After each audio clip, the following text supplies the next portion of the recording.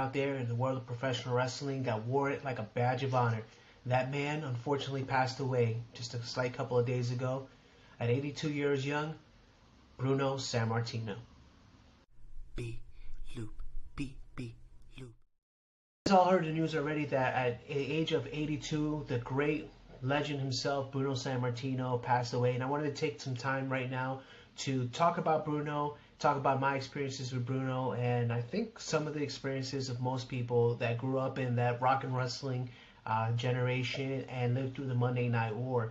Now, my experience with Bruno Sammertino isn't an extensive experience because a lot of what Bruno Sammertino did was in the 60s, 70s, and so forth. In the Pittsburgh area. Now, even though I grew up on the East Coast and we had the WWF, the WWF, I wasn't born until 1983, and so I didn't get that experience with him. And Bruno was pretty much on the outs with the WWE for most of, if not all, of the Monday Night War. I think the last time that he was actually working with the WWE was in 1988. So to give you some retrospective on that, the Ultimate Warrior had probably only been in the business for a couple of years at that point. Hulk Hogan was on top. You had Macho Man Randy Savage, I think not even at that point had gotten his first championship, and I may be wrong about that. But that was a really, really long time ago. And so during much of the Monday Night War, we didn't hear anything from Bruno Sammartino other than the occasional negative things that came out. Because Bruno was very, very vocal about the things he didn't like about the world of professional wrestling. And what's interesting about it is that when Bruno made it into the Hall of Fame, I did hear a lot of whispers of people saying, why would you do that? He badmouthed the WWE so much. Well, in all honesty, a lot of the things that Bruno Sammartino really didn't like about professional wrestling eventually got rid of.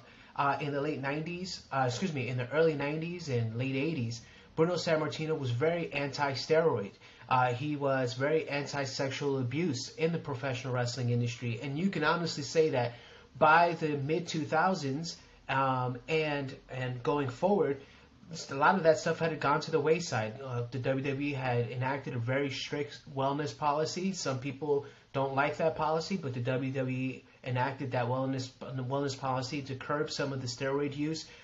You did have a lot of the perception of the women in the industry began to shift and change with the women's revolution, where they weren't as objectified. I'm not going to say they're not objectified because they still kind of are, but they're not as objectified as they used to be. And so, you have those two things that pretty much are out of the way, out of the industry as a whole. In the mid-90s to early 2000s, before the current women's revolution, Bruno Sammartino was very against the sexual nature of the WWE product. And you can tell right now, that's pretty much out of the window. When you have somebody as beautiful and as gorgeous as Mandy Rose not being taken as eye candy, but rather as a legitimate performer, and you have other women out there that are equally as beautiful, but are being treated on the same class and the same level as the male competitors.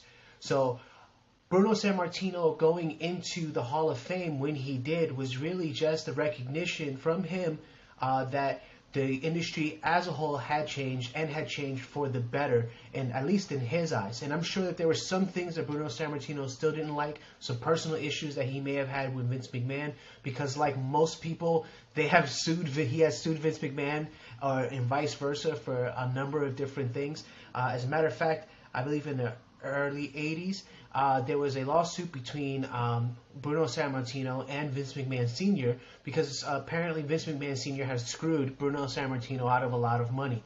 But they think they worked that out, and also his son worked for the WWE for a little while there. But at the same time, when you think about the legacy of Bruno Sammartino, to somebody like us, we don't really know him for the great matches that he had in the ring, the stuff that he did with Larry Zbyszko. We only found that out really later on when we were older, and we were able to look back at the history of the WWF, the WWF, and the current day WWE.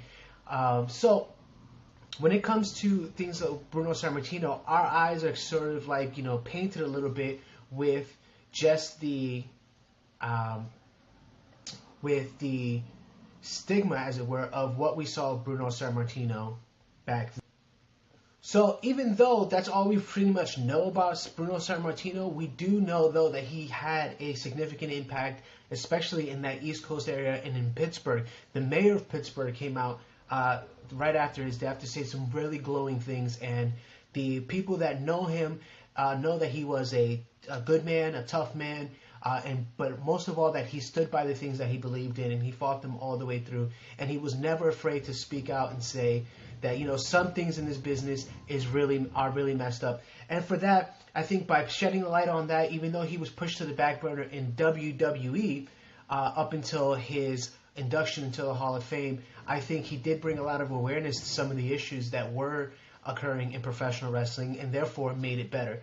So to Bruno Sammartino, up in heaven right now, we say thank you for the contributions that you've made. I'm sure that, unfortunately, what happens is after somebody passes away, that's when people go back and really check out all the things that they did and all their accomplishments in the 50s and the 60s and the 70s. So I'm sure, though, a lot of people are going to be going back now and checking out some of those matches and see exactly what made you the legend that you were. So thank you guys so much for checking out the video. All condolences, obviously, to the family of Bruno Sammartino, and we need more Bruno Sammartinos nowadays in all industries.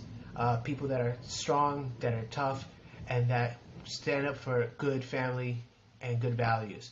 So again, thank you so much for watching this video. If you like what you hear, hit the like button. Don't forget to subscribe to the channel. And once again, thank you. Have a great one.